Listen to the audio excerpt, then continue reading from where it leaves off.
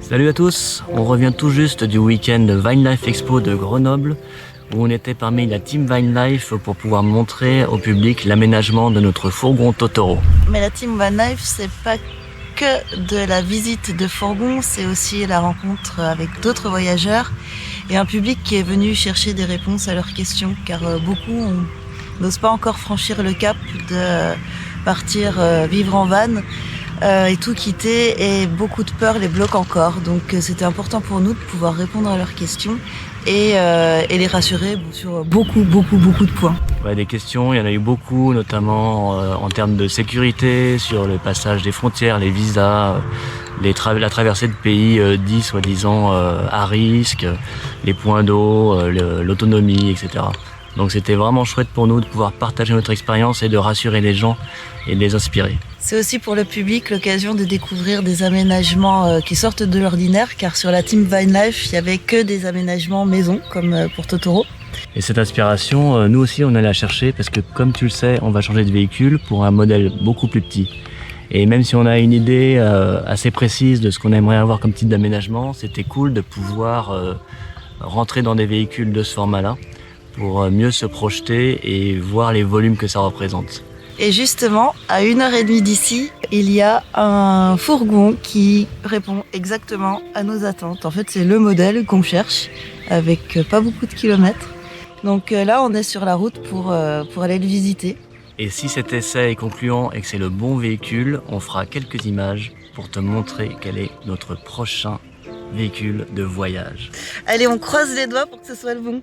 Reste bien jusqu'au bout, après ce petit clip, on te montre en exclusivité les images de notre prochain véhicule. C'est lui.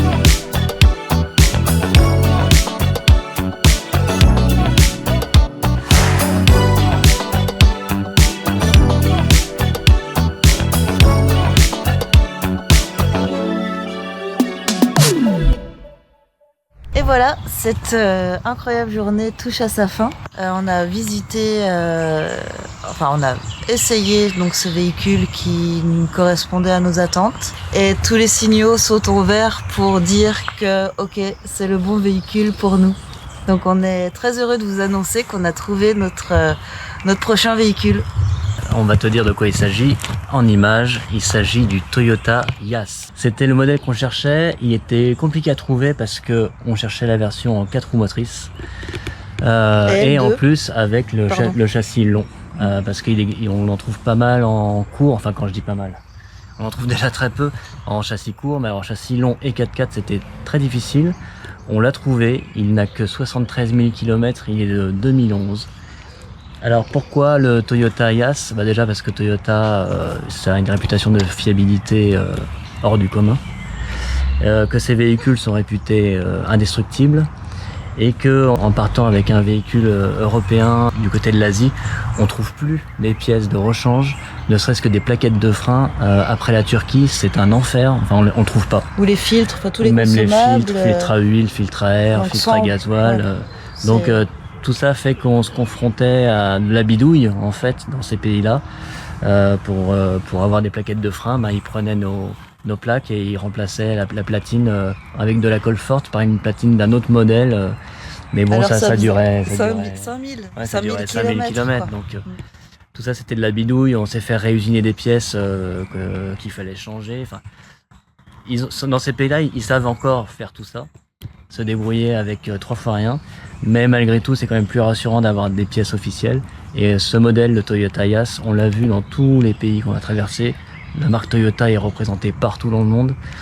Et en plus, c'est vraiment un véhicule robuste. Donc là, je pense qu'on part tranquille.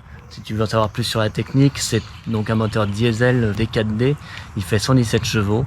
Et c'est un 4x4 permanent. Donc il n'y a pas de boîte courte, il n'y a pas de blocage de différentiel. C'est pas du vrai 4x4. C'est pas un franchisseur, mais nous, ce qu'on veut faire, c'est pas du franchissement. On veut juste pouvoir aller sur les pistes au Népal, en Inde, et puis dans les autres pays d'Asie derrière. On va mettre un toit relevable, faire mettre un toit relevable. Ça aussi, ça va être une épopée parce que ça a l'air compliqué de trouver en France quelqu'un qui le fait sur ce modèle.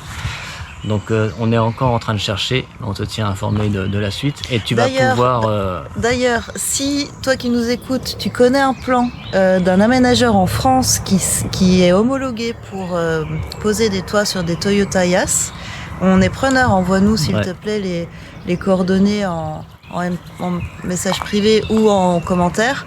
Parce que là on a trouvé quelqu'un qui est en Angleterre, donc si on peut faire un petit peu moins de route pour le toit relevable, c'est génial, merci d'avance.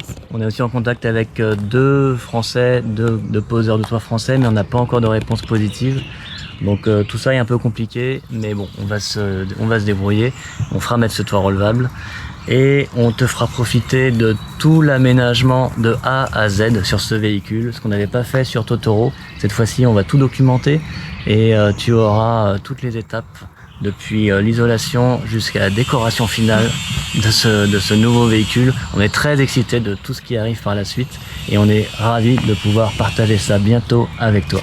Donc continue à nous suivre, abonne-toi, mets le pouce bleu, lâche des commentaires et on te dit à très vite pour la suite. Bientôt, très vite, arrive le van tour de Totoro, donc notre véhicule actuel. On va enfin faire ce van tour pour te montrer tout en détail. Merci beaucoup à tous et namasté. Allez, prenez soin de vous, à très vite. Ciao.